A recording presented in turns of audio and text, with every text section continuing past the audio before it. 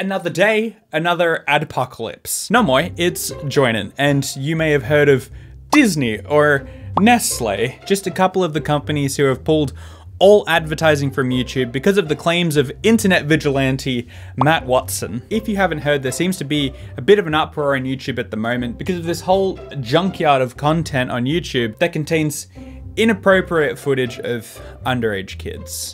Safe to say, something needs to be done about it, and Matt Watson's somewhat viral video highlights the problem, and for 95% of his message, we are all in complete agreement. Let's take a look. You know, I knew I was going to make a comeback video, but I didn't know it was going to be this. And I didn't know that this might possibly be the last video that I ever make on this platform because I don't want to support it anymore because of what I'm about to talk about. I have discovered a wormhole, as I would call it, into a softcore pedophile ring on YouTube. Trading social media contacts in YouTube comments.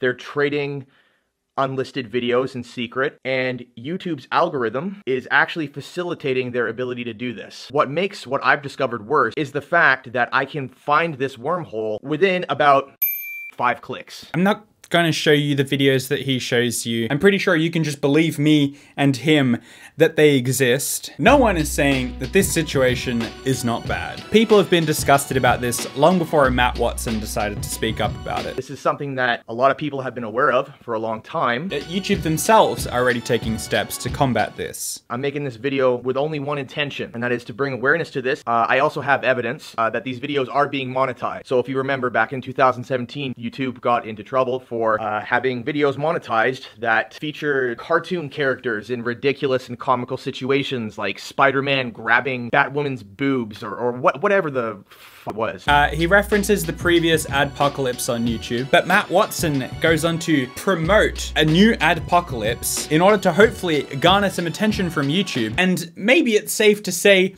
not everyone's happy about this. Awesome. Now again, look, guys, this means that YouTubers are gonna suffer, unfortunately. But the only way to get YouTube to do something about this is to hit them where it hurts, and that's in their wallet. So you see him here very excited about the fact that a couple of big name companies have responded to his video and have decided to pull advertising from YouTube until YouTube does something about it. Now, referencing this content, referencing the content that caused the last adpocalypse, I think the truth of the matter lies in the fact that it's stupid that people can make money off content like that. When ads show up against content like this isn't an oopsie on the advertiser's behalf. This is just weird, creepy content that shouldn't have a place on YouTube. It's important to note the distinction between content that contains minors and the content that this guy is talking about. PewDiePie discussed the demonetization of a family vlog channel. The videos that got demonetized from Jessica are gymnastic videos of a 5-year-old. Which certainly happened because of this issue, but this guy's talking about channels that specifically upload footage containing underage kids in compromising positions.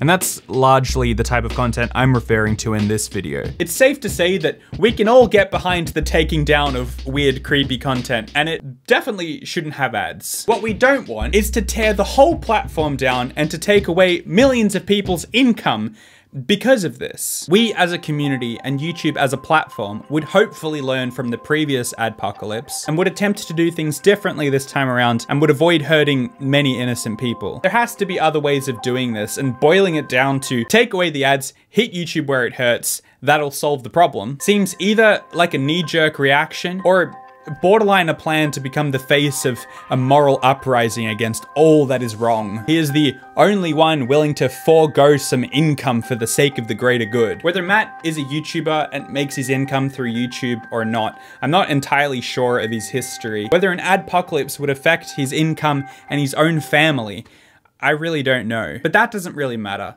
Because regardless of whether he's ready to give up his own income for the sake of the greater good, he's also forcing it upon every single other person on the platform. Sure, a couple of big advertisers may not be the downfall of everyone's livelihood on YouTube, but it could just be the beginning. It's like a war tactic. He's dropping a bomb onto innocent civilians, and obviously that may induce results, but it's not just a question of at what cost, it's also a question of choice. See, the other thing is, and without minimizing the problem, I still think the problem needs attention. I just wonder why advertisers have to be brought into this. I believe that this is a big enough problem in its own right to be a pretty major concern for YouTube. If the media is talking about the fact that there is child exploitation on this platform, that will inevitably hurt YouTube's wallet. Without having to directly target advertisers, that affects everyone. And this time, just like last time, advertisers get strong-armed into leaving because they don't want to be connected to anything that may potentially hurt their reputation. When the truth is that if your kid is watching a video about Minecraft and a Coca-Cola ad pops up, no one is there thinking that Coca-Cola and Minecraft have some collaboration. That Coca-Cola all of a sudden stands up for all the choices Minecraft could possibly make. It's just an ad that shows up on YouTube. I think people targeting advertisers is just an exploitation that doesn't really have anything to do with the problem. People are saying, hey, your ad shows up before this video. You can see how that might be a problem for you, right? When in reality, I really don't think people are connecting the two. But I still kind of get it. You don't want your content showed before something like that, regardless of whether people are going to draw that connection or not. I don't know if this is too dark, but I'm just gonna be completely honest for a second here. These videos that should absolutely not be on YouTube exist within this creepy hole where all these creepy people reside. And I don't know if this makes me a bad person for saying this, but if a Disney ad shows before this creepy content that only creepy people are watching, it hasn't really affected the public image of the brand, because the creepy people don't care if there's a Disney ad shown before their creepy videos, and the creepy people are the only ones that are watching it, up until the moment where it gets exposed to the general public. So while the content itself should in some ways be exposed so that it can be taken down, and it is gross that there are ads on it and that people are profiting from it, the fact that Disney's ads were showing before these videos wasn't really a problem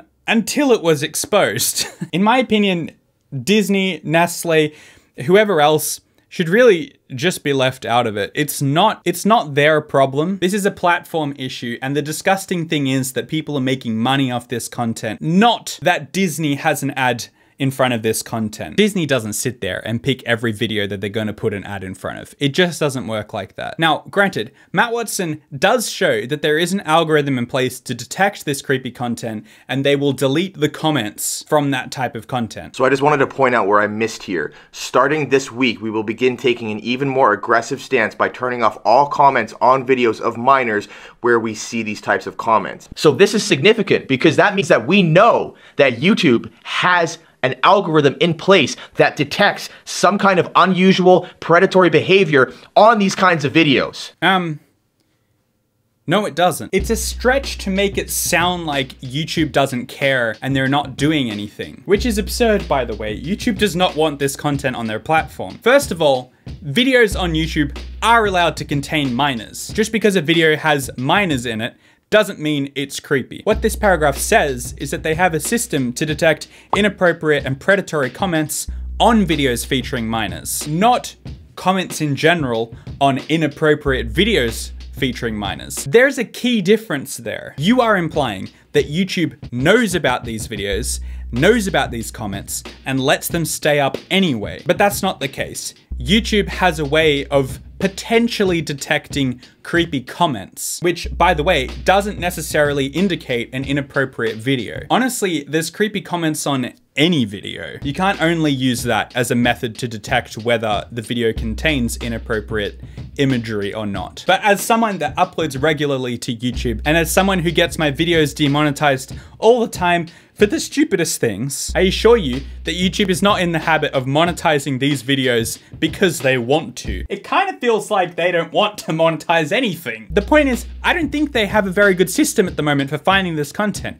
Clearly they don't, because it's still up. But I do believe them when they say they're doing something about it. And maybe whipping the horse by getting advertisers to move out may move things along slightly quicker, but at the same time, I kind of doubt it. I reckon it's already an important issue for them. The fact that YouTube is disabling comments on videos that contain creepy comments means they're currently employing a blanket tactic that would just make it harder for creepy people to do what they do. It's just the interim fix for a deeper problem they're presumably working on. And as much as we like to joke about YouTube, and as cringeworthy as I find it when they get a little bit social justice warrior, I don't believe they are just standing by with this type of content on their platform. And I think that bringing millions of people's livelihood livelihoods into the game as stakes. Whether that's noble or not shouldn't be one man's decision to make. There is a serious problem on this platform, and that is the fact that this content is on there. My tactic would not be to muddy the water by trying to bring on a whole adpocalypse as well. If you think YouTube values their money so much, then you would be likely to believe that their first mission would be to make monetization stricter than it already is on YouTube, which is not your goal. The goal here really is not to make sure that these people don't get money for what they do. It's just to make sure they don't do what they do. I guarantee it's much easier for YouTube to deal with this advertising scenario and make sure there's no money coming into these channels than it is for them to actually focus on the real problem, which is the fact that there are these channels. Making this about money does not solve the problem any faster. I think it just delays the fixing of the problem. So there you go. I'll be back next time with a more fun video, but thanks for listening. Thank you for watching my video, but now that it's done, please watch another one.